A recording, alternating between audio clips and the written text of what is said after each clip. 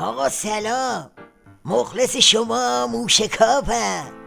دوستان درست تو شرایطی که عظما سرش تو آخر برانای داخلی بود، به ناگهان یک خبر منطقه‌ای منتشر شد که باعث شد برق از کله عظما بپره. ترکیه و عربستان سعودی اعلام کردند بعد از اجلاسی که میان سران دو کشور در ریاض وجود داشت، اقدام به تشکیل شورای همکاری استراتژیک کردند. ائتلاف منطقه‌ای و ائتلاف 33 کشور اسلامی کم بود، همکاری استراتژیک هم شروع شد. همکاری استراتژیک اونم بین کیا؟ یه طرف ترکیه، یه طرف عربستان.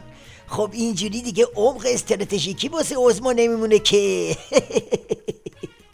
رئیس جمهور ترکیه در دیدار با شیخ سلمان پادشاه عربستان بار دیگر مدعی شد بشار اسد عامل بحران در سوریه است و در آینده این کشور جایی نخواهد داشت. اردوغان از همکاری ترکیه و عربستان به عنوان همکاری راهبردی یاد کرد. بفرمایید.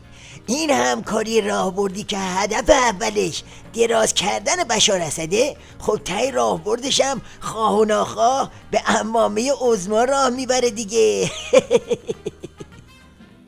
آل سعود، صهیونیست‌ها و دولت مردان ترکیه دست در دست هم علیه ایران. اما این ائتلاف بیشتر برای دشمنی با جمهوری اسلامی ایران شکل گرفته است. این ائتلاف در صدد است تا بتواند برخی دیگر از کشورهای عربی منطقه را به جمع خود اضافه کند تا توان ائتلاف را بالا ببرد. تو این زمینه اولین دوریالی که میفته دوریالی آخونده است. یعنی خوب میفهمن پشت این ائتلاف چی خوابیده. واسه همین هم است که برای پوشوندن ترسشون شروع میکنن به داد و قال و دود و دم. دیروز رجب طیب اردوغان رئیس جمهور ترکیه در پاسخ به دعوت رسمی پادشاه عربستان عازم آن کشور شد. این سفر در حالی صورت گرفته که کارنامه دولت مردان دو کشور بیانگر رفتار آنان در زنجیره‌ای از بحران هاست. از یک سو عربستان که در حوزه اقتصادی با کسری بودجه شدیدی مواجه است و اردوغان نیز دورانی بس بحرانی را سپری می کند. نله بارونه اینها طوری نوشته که انگار همه تو بحرانن الا خامنه. یکی نیست بگه خب پس تو چرا میسوزی؟